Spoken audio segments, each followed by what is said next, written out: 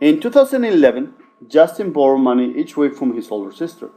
Each week he borrowed $2 less from the previous week. So let's go and highlight the information that's given to you. He borrowed $2 less from the previous week. On the 8th week of the year, Justin borrowed $100 from his sister. Write a rule for the end term. So first you need to be able to identify. What are they asking you? They're asking you to find the end term, which is the equation. And what is the information that they give you? $2 less, that's going to be your difference. And on the 8th week, he borrowed $100. So that means that now in the first week, that is not a sub 1. How can you write it down? Remember the notation that we use on the first lesson. So how can I write down on the 8th week, he borrowed $100? Correct. We're going to write down a sub 8. On the 8th week, he borrowed $100.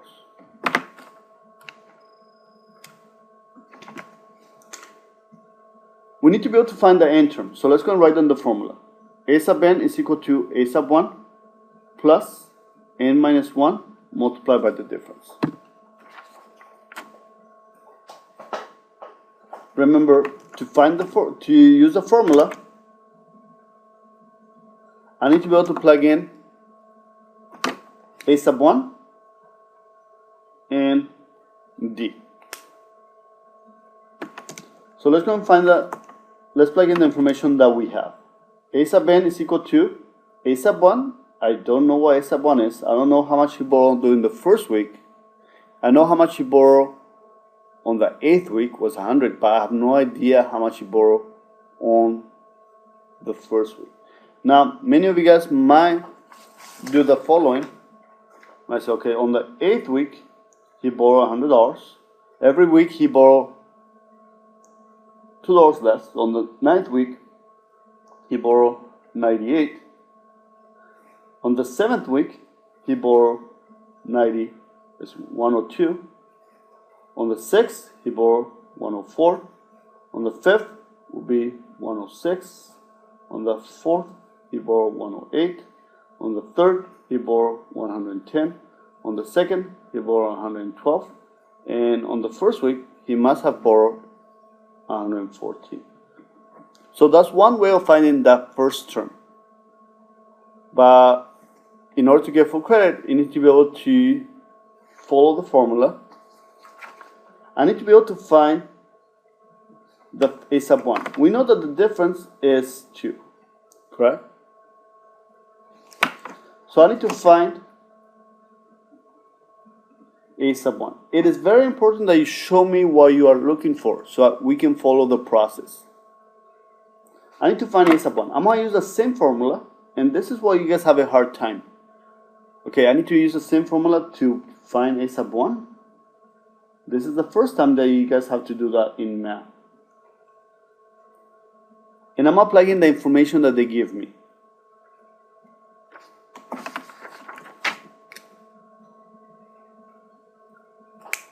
I need to plug in the information that they give me. Let's see, I'm looking for a sub 1.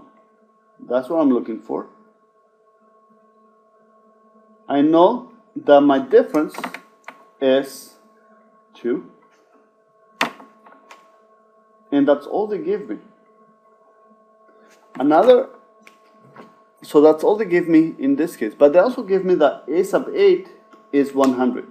Now remember that a sub n is the term and n is the term number.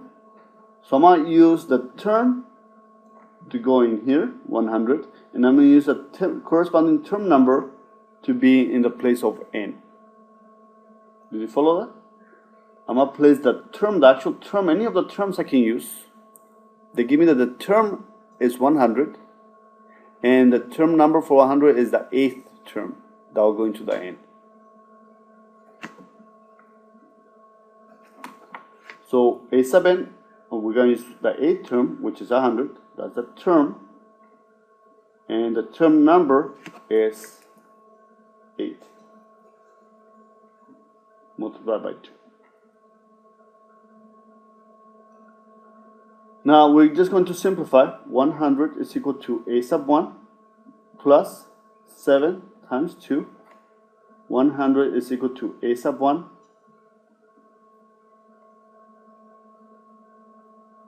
and the difference should be negative 2, right?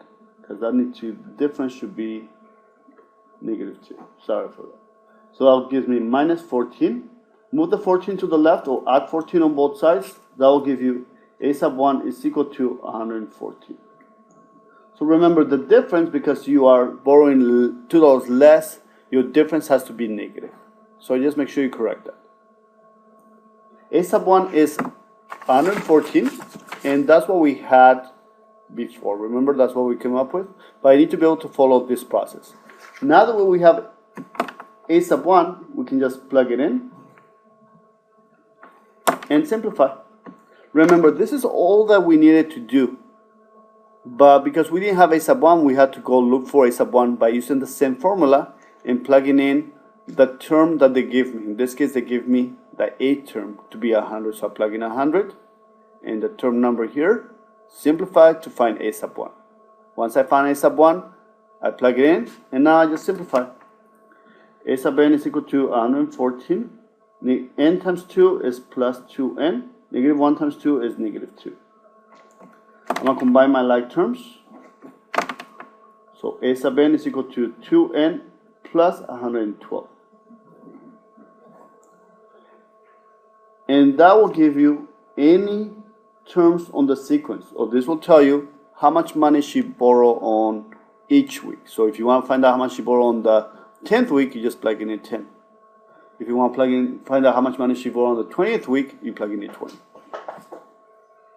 Let's continue with the back side.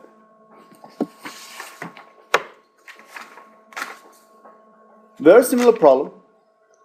It says write the n term of the arithmetic sequence with a sub 12 is equal to negative 4, and the common difference is negative 6. They're looking for the n term, so they're still looking for that equation. Go ahead and pause it.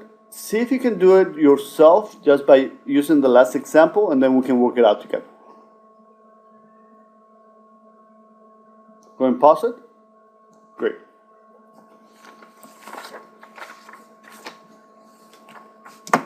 We need to be able to find the n term. So let's go write down the formula. A sub n is equal to a sub 1 plus, many of you guys are forgetting the plus in between, n minus 1 multiplied by the difference. I'm going to plug in the information that they gave me. Remember, whenever I'm looking for the n term, I just want to plug in the a sub 1 and the d. I don't want to plug in the n because I need the n to be part of my answer for my equation. I have a sub n is equal to a sub 1. I don't know what a sub 1 is. I'm going to have to look for it. N minus 1, and the difference is negative 6. I need to be able to find a sub 1.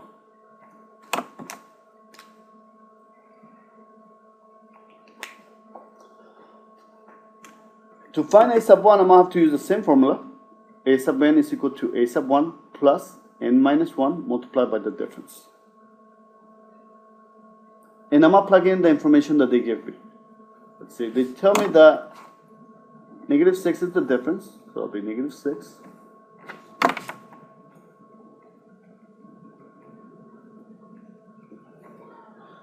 And what else do they give me? Well, they also give me the term. They tell me that the 12th term is negative 4. Now remember that we're going to use that. The negative 4 is the actual term. The 12 is the term number. That'll be the n. So if you are using the negative 4 as the term, you must use the corresponding term number. What's the term number for negative 4? 12. The n. This will be the value of n. Minus 1 multiplied by negative 6. So let's go and simplify. Negative 4 is equal to a sub 1. 12 minus 1 is 11 times negative 6.